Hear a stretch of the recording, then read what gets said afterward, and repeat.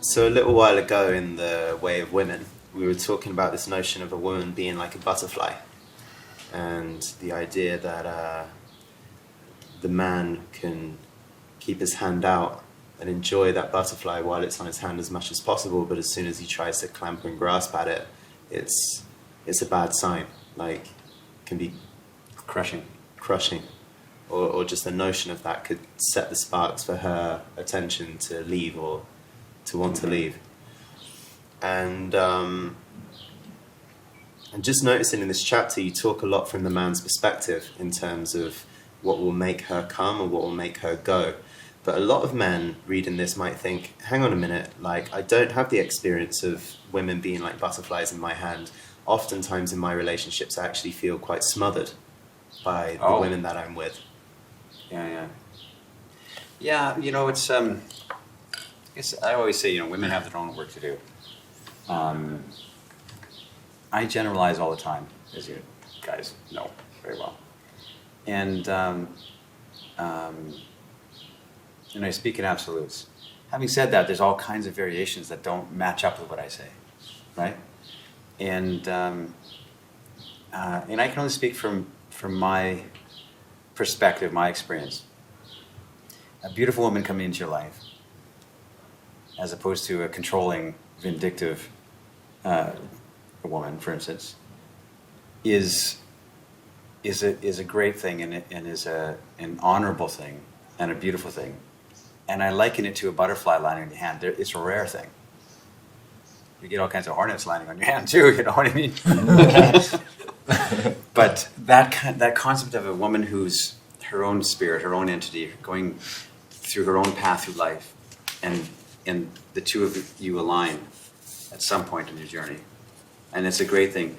And as I've been saying, completely from the time you first meet a woman to a relationship with her for years, it's always got to be her choice to be there, not your controlling aspect. And so I think that's what I'm trying to say there with the butterfly. She has to be able to feel free that she can fly away, and then she might want to stay there forever. So now, is every woman a butterfly that's landed on your hand? Well, this is the moments we're looking for. This is the Alabaster girl spirit we're trying to seek, trying to find for our own experiences in life. So, Ed, what about that? So that butterfly is representative of that Alabaster girl spirit that you're writing about. Yes.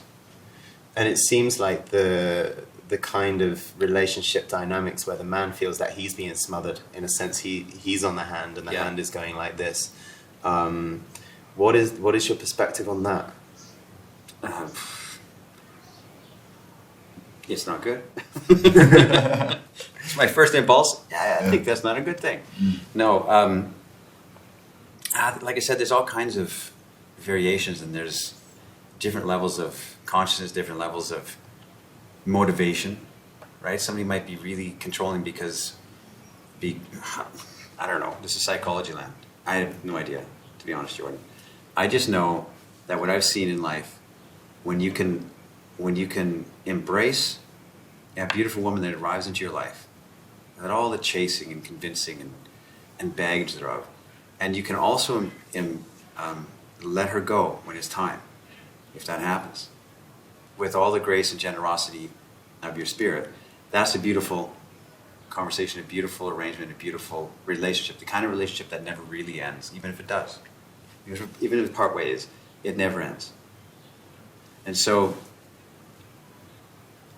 as I am wont to do, that's what I'm trying to describe, that kind of thing.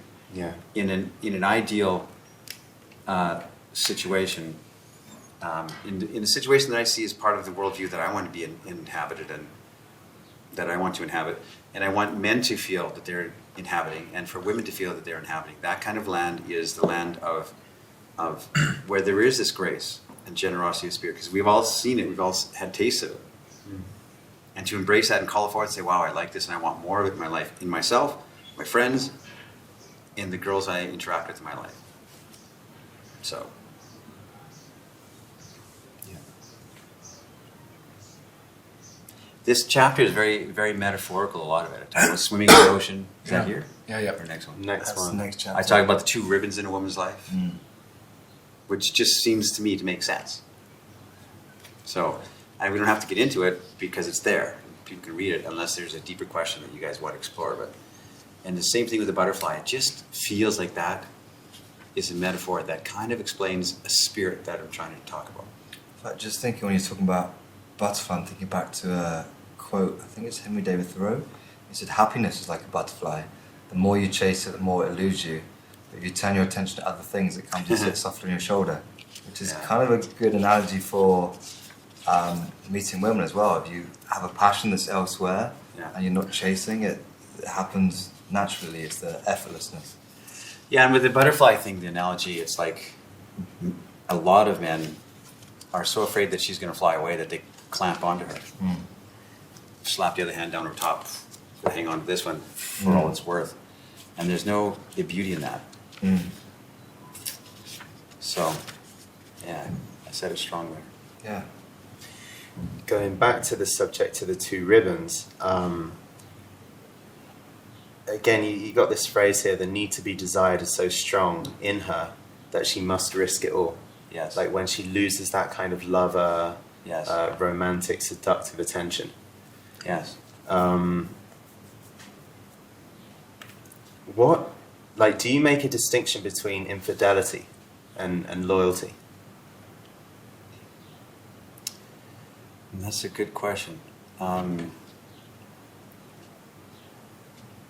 not really commenting on that, I don't think.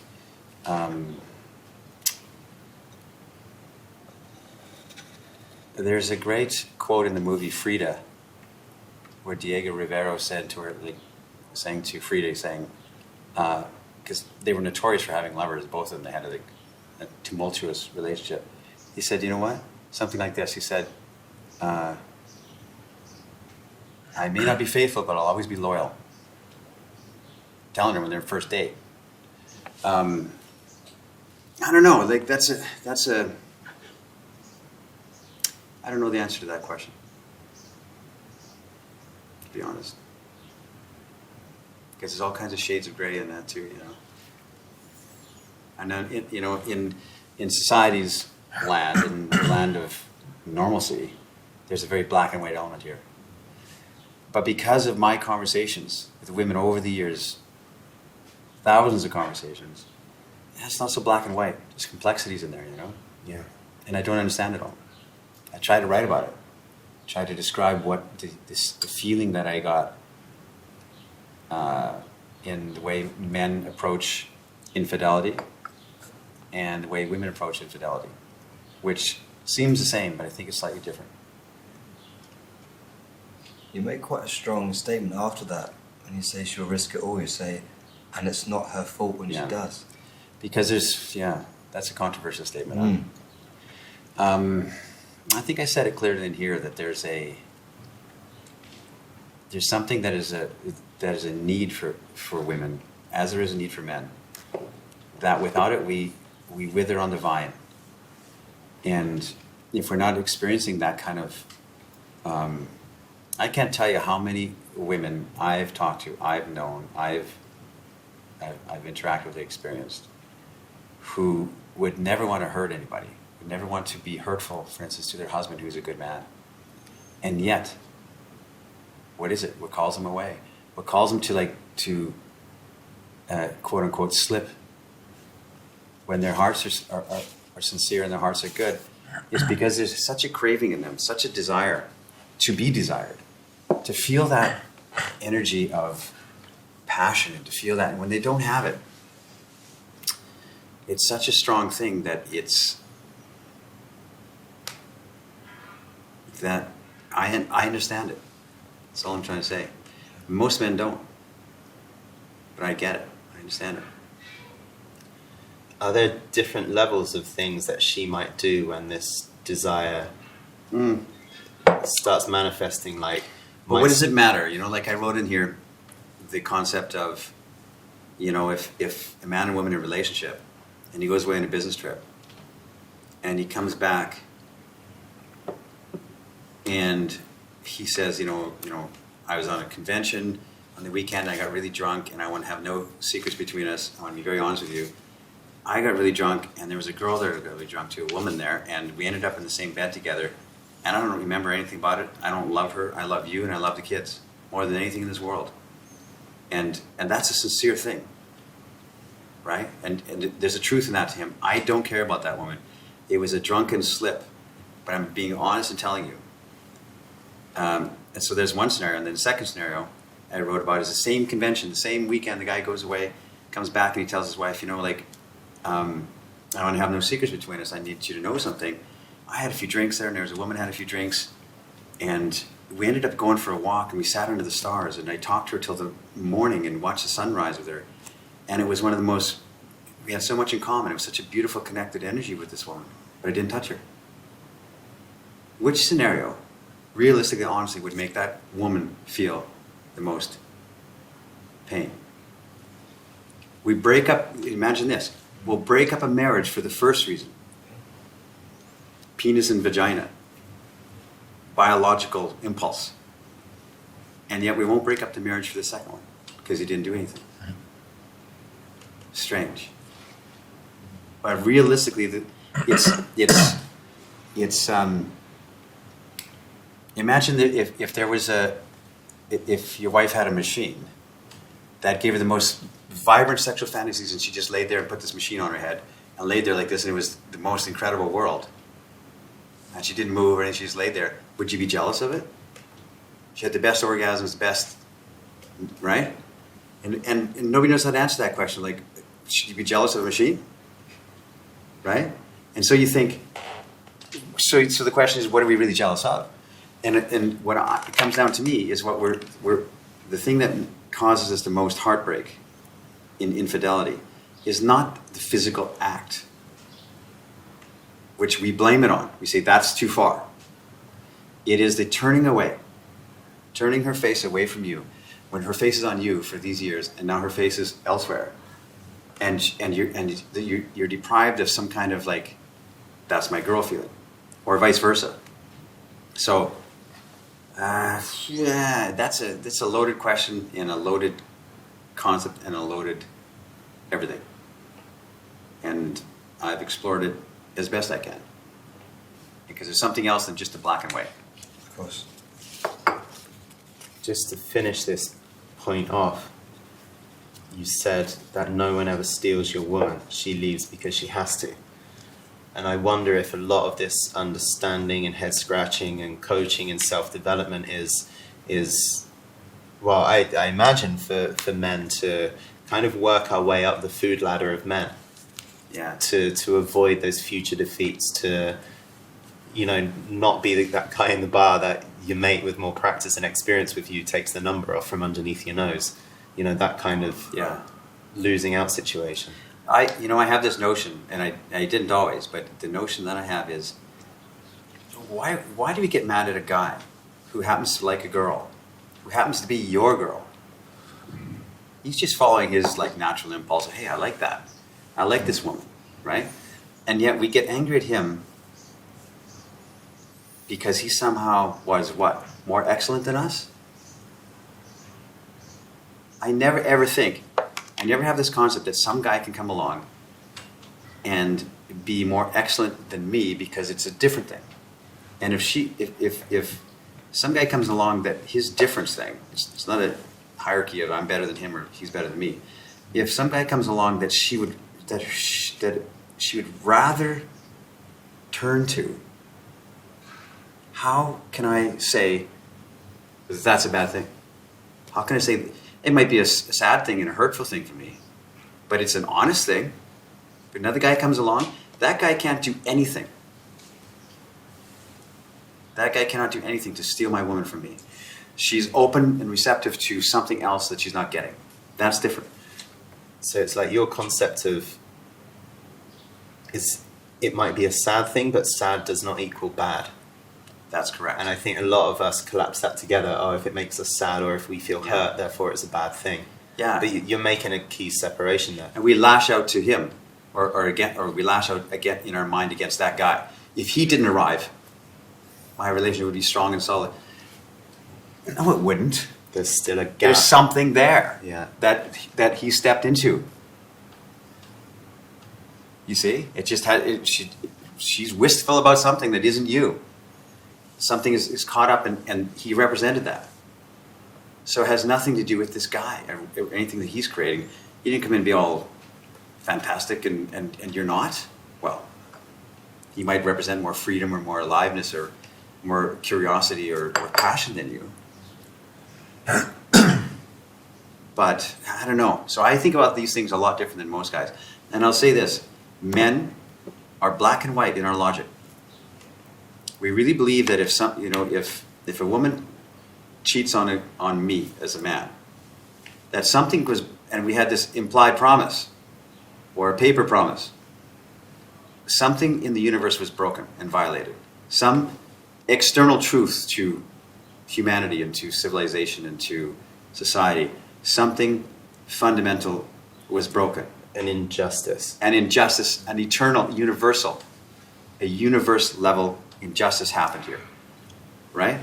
Because we're so black and white, and that my word is my bond. I would never do that, and I would that kind of thing, right? And women have a different feel and flow of that. The man is like, I got wronged. I got wronged. Yes. And within that stance of I got wronged, this universal law has been broken. There's no more space for curiosity and empathy. Right. And exactly. Or learning in that regard. And with women, it's like their logic is there's a logic to why that affair had to happen. Because there's an unfulfilled part. You see? And their logic is, and men would say, well, that's not right. But who are we to say that our logic is stronger than the logic of women? And we say women should be the exact same thing as us. It's black and white, here and there, on or off. But women have this, as we know, this kind of analog volume knob. Which is not to say that women are not trustworthy or don't value trust and don't value logic and don't value the same great truths. Integrity. But context means everything. Yeah. This is difficult to say and difficult to try and construct, and I'll get slammed for it. I'll get slammed for it by all kinds of groups. So when you say context is everything, is that a bit like saying, oh, well, the guy that I was seeing, he wasn't meeting me in that lover place. So since I'm not getting met in such a fundamental way, therefore it's my nature, it's my law of the universe to reach out for that second ribbon, and it happened to be this other guy that I met on Tuesday, and I reached out over here. It makes complete sense to me. Which is valid as much as ours is valid, our sense of justice. So I wrote it in there, and this is the controversial thing I wrote. Women understand affairs. In a general sense. They might be really angry and really upset about,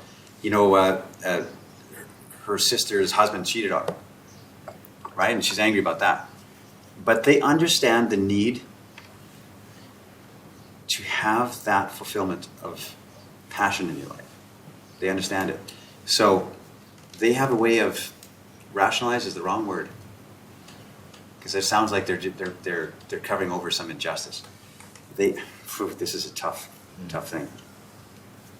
Women understand when men have affairs, because that's their penetrating, animalistic, getting drunk spirit.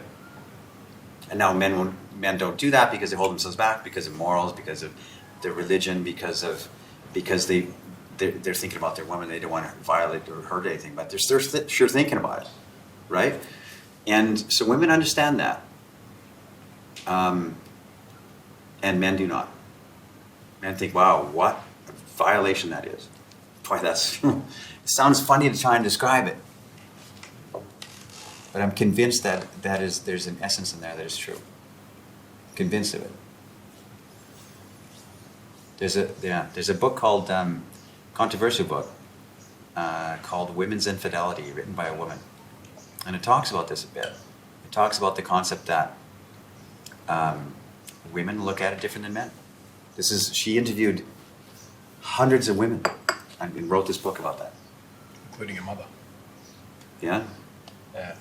So, who knows? But we really think that something like inviolable was violated.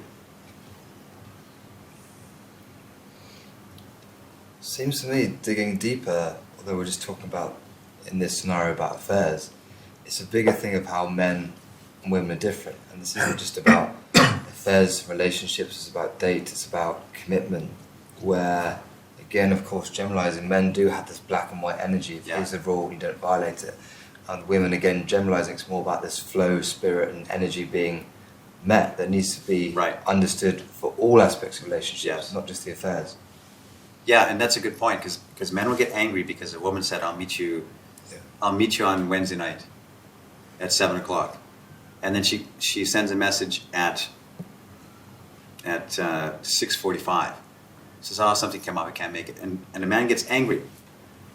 How would you do, why would you, or she doesn't show up. And we get angry at her because, come on, like, there's a logic and a structure and a man's sense of right and wrong that to her is a completely different thing.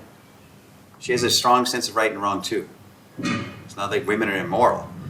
We're trying to compare our way of looking at the world on a woman's where context is everything. The context is, of course they didn't show up because, and he should understand that. And we have this battle going on because you made some kind of a promise to me.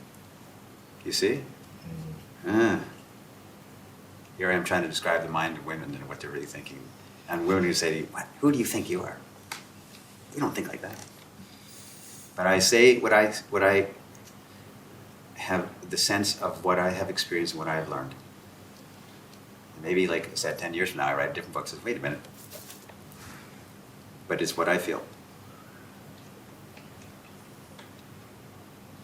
Kind of sounded like just that last little bit that even though we invite them out, it's like they have an obligation to show up. Yes. I was with a friend in Taiwan and we met a girl. And just a girl, and we said, listen, we're going to have some friends over at the place tonight. And come on over. And I'll illustrate with this story. And we're going to meet at 8 o'clock in our apartment that we're in Taiwan. And she said, yes, I'll come over. An hour, 45 minutes after we said we were going to be there, I mentioned to my friend, hey, that girl never showed up. I totally forgot about it. We invited that girl and she said she's going to come. She didn't come. He goes, yeah, she texted her like 3 hours ago, like way earlier, and said that she can't come. I said, oh, okay, well, that's cool. No big deal. And so you answered it back? He goes, yeah, I sent her a nasty message. I said, what? You did what? I sent her this really nasty message because, why would you do that? Say you're going to come and then cancel out. And I'm thinking, this is not your wife. This is a girl who you invited and said, yeah, I'd love to come. And she can change her mind at any time. How can you take that upon you as like that's a violation and there's an obligation there? And he goes, I never thought about that before. I think about that all the time. If I make a date with a girl that I just met, and I say, meet me at a certain place at 8 o'clock, and she doesn't show, right? First time thinking, okay, well, I'm going to do something else, I guess. But I never think that something was violated because it isn't, there's an invitation to come into the space, right? And there's an invitation to, like, I don't let that affect me. Does that make sense? Because she's not my girlfriend. She owes me nothing. She owes me nothing. How can I be angry or I'm going to teach her a lesson with my text message or next time I call her, listen, you said you can be there and you weren't there. What right do I have to say, listen, you have to explain yourself to me, new girl that I just met? Explain. Makes no sense to me. Here's my girlfriend. I said, meet me at such and such. Where were you, baby? I was waiting for you. That's a different thing.